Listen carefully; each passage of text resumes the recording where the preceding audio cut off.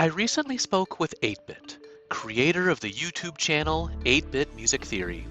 His channel description states, "I love music and I love video games, and I love analyzing and talking about music from video games." A number of people are learning at the 8-Bit Music Theory YouTube channel. If we take the term independent learning at its most literal, it's worth examining what's happening on YouTube. While focusing on video game music, 8-Bit creates video essays that dive into a wide variety of topics: complex rhythmic, melodic, and harmonic ideas, transcription and orchestration, influences from popular and classical music. At the time of our interview, 8-Bit Music Theory had over 400,000 subscribers, and his videos had been viewed more than 20 million times. He has a large audience as he dives deep into different topics. Thank you so much, 8-Bit, for sharing your insights and experiences with the Association for Distance Education and Independent Learning. My pleasure. Thanks for having me. Absolutely. So tell me about your journey that led to where you are today. What led to creating YouTube content, and how did that lead to where you are now professionally? Well, when I was a kid, I wanted to be a drummer. That's been my long-term career plan for as long as I can remember. I graduated high school. My parents were very insistent that I attend a university, so I figured, okay, what degree could I take where I get to play drums? And the only available option for that would be jazz studies. So I said, all right, then I'll take a jazz studies degree. Going into the degree, I wasn't especially interested in jazz, but going through the degree, I really learned to fall in love with it and understand kind of the depth of the history and the legacy and the music.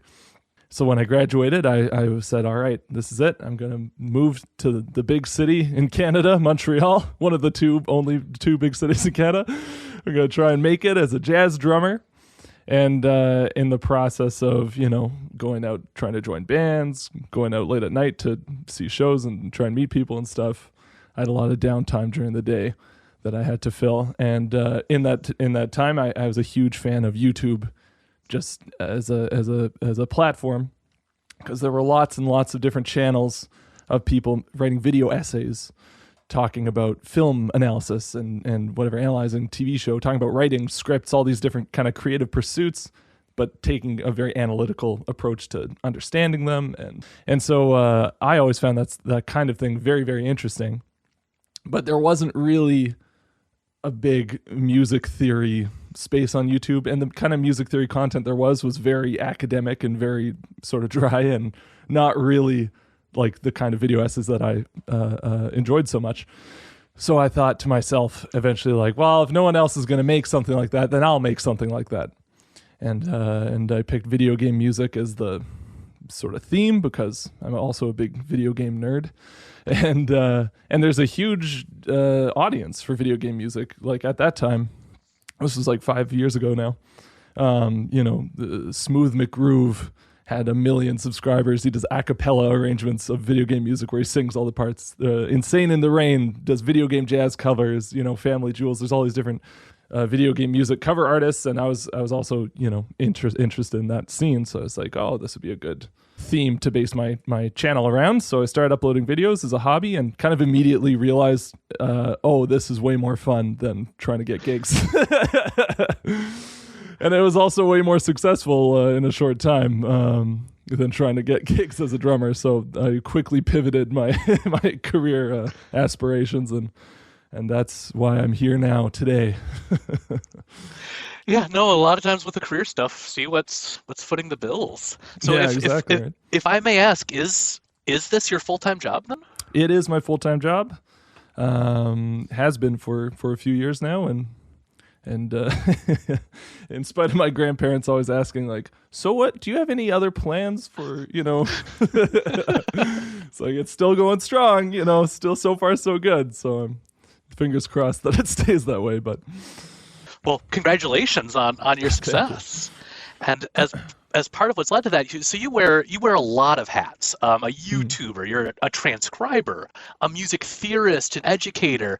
Could you talk about those different hats that you wear when you create videos, video essays? I think a lot of that comes from just necessity of trying to make videos about music. The downside, I mentioned before that I like to watch videos of people analyzing film and different. The easy thing about talking about film in a YouTube video is you can just take clips from the film that kind of show what you're talking about, and you can talk over it, which is huge. I can't, if I'm talking over a piece of music, you're not able to focus on the piece of music. So it's a little bit more awkward in my videos trying to make that balance of, I'm talking about the stuff that I want you to notice in the following piece of music. Remember that. Now I'll play the piece of music, and to facilitate that understanding of what I'm talking about, you need to have sheet music on screen. That's what I, figured. There's no, scores online that you can find for video game music. That stuff isn't, it's not even noted in score originally in most cases. So I just had to do some transcribing myself, figure out what all the notes were, put them on the page so that I could get them on screen. And I really enjoyed that process, actually. I was in jazz school. I was a big kind of theory nerd then, too. And I always liked transcribing solos and things that we were supposed to do. And so I just kind of kept doing that. And so that's probably one of my favorite parts of the video making process, is actually sitting down and transcribing the music and getting to see, okay, that's that chord. That's very cool. Yeah. The other parts, as far as like editing the video and figuring out how to record voiceover, that all didn't come quite as naturally. But again, just kind of necessity of the job. If you want to be a YouTube channel and just do everything yourself, you have to learn how to do everything yourself.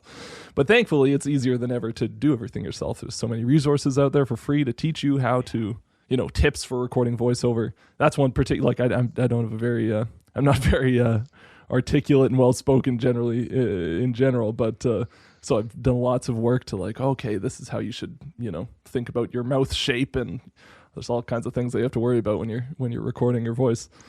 But yeah, lots of different parts of the process that I had to kind of learn as I went and figure out and kind of gradually get better at. My early videos are just atrocious in a lot of ways, but since then I've kind of built up this very specific skill set. But it's interesting that you call me an educator, because I don't actually really think of myself that way. I get, comments and feedback, and I know people do learn things from my videos, but I fundamentally think of myself more as an entertainer. And it's just that what I find entertaining is learning something about music or any other kind of artistic craft. I just find that really interesting, kind of getting inside the head of someone who writes or makes art or whatever, and what are you thinking when you did this?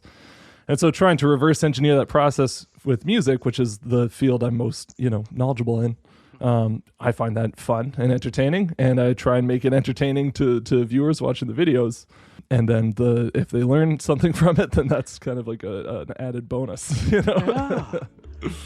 I was fascinated by 8-Bit's views on his work, particularly in regards to ideas about education and his videos.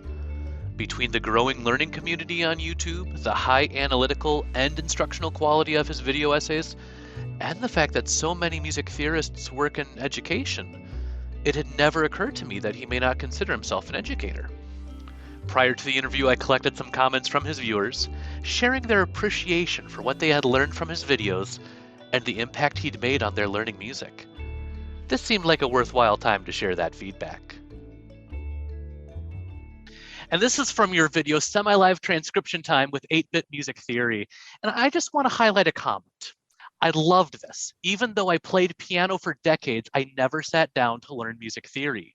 Seeing you work like this is both educational and awe-inspiring. I am slowly starting to better understand how you do what you do, and that makes it all the more spectacular. From a beginner's guide to voicing and voice leading, how Nobuo Uematsu writes a string part. I teach music professionally, and I am very impressed with the true teaching that happens in this video. So many videos simply explain something without actually teaching. People will begin this video not knowing anything about voice leading or why it's important, and leave understanding it on a deeper level than they ever thought was possible. I can see all of the forethought that went into this video and commend you for being a fantastic teacher. I am definitely going to send this to my students. Thank you for this. And the music analysis geek in me, anytime I see curvy lines on sheet music, like I am happy. I am happy. Yeah. Two more of these. How to write drum parts for non-drummers. Bruh, as a fellow drummer, this is one of the best how to be a better drummer lessons on YouTube. Thanks for digging into the why of a drum part, not just the mechanics. And then the last one, chord voicings in Halo 3 from the piece Rain. As an aspiring composer currently at school at a classical conservatory, I just want to say thank you for making these videos. Learning about voicing, extensions, solos, etc. at school always feels so academic that it's hard for me to understand the expressive purpose. And your videos have really helped me in this way by connecting music theory to games that I've played and experienced. Thank you so much. I really can't overstate how valuable these videos have been for me. Well, those are very nice comments. Very kind of them to say. You know, we have our intents and how we do things and how we present ourselves. And you made the comment of seeing yourself as an entertainer, which, you know, these are entertaining videos. They're fun to watch. And yet at the same time, here are these, you know, sometimes educators, sometimes people within the conservatory. Did you ever imagine when you were putting these things together that there would be people, either as music professionals or aspiring music professionals, that were like, yeah, I'm learning from this. Like, it all makes sense now because of the Halo soundtrack. That never occurred to me that would be the case.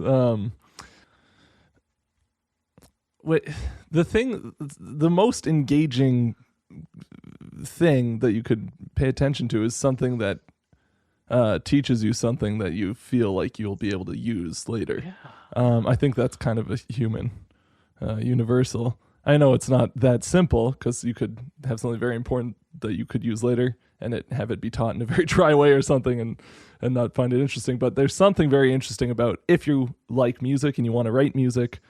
I personally, as someone who, you know, was once young and trying to figure out how to play drums and how to write music, like scaring the internet for how to play drums tutorials or things. It's like that's the most gripping stuff because you can feel it getting yourself closer to what you want.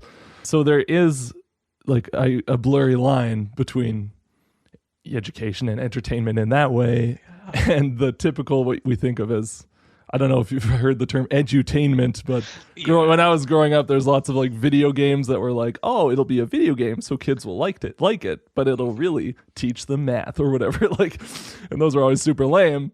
Yes, yes, they were. With some exceptions. I mean, I unironically enjoyed playing Oregon Trail as a yeah. There are a couple games for sure. I played a little Zoombinis when I was a kid. That was a good time. But I don't know. There's a way to do it. Well, and so not to go off on too big of a tangent, but please do. The way music theory is taught generally is kind of a shame in my opinion because it is very, I don't know if dry is even the right word. It's just very like reading, what's it called? The Fundamentals of Composition by Arnold Schoenberg, where he talks about starting with how to write a tiny little motif and then kind of blowing that up chapter over chapter into like how to write a symphony. It's a really interesting book. All his examples of what he's talking about of like, oh, you could phrase a melody this way. Oh, you could harmonize using this kind of idea. All of his examples are from like Beethoven and Mozart and all these classical pieces, of course. But I was thinking about trying to read his book and, you know, I didn't know any of these pieces off the top of my head. Like, you know, flip to the back of the book where there's all the little sheet music snippets and then try and play them on piano, but I'm not good at playing piano. So, okay. I like really didn't get the full effect of the book. And I was thinking like he, in his time, I guess for the group of people he was writing for, they all would have known these pieces very well, or at least way better than people do now. To kind of still be using the same musical examples to teach the same concepts, you know, close to 100 years later, you're asking a lot of your students. You know, you're asking them to be very well read before even stepping foot inside the classroom.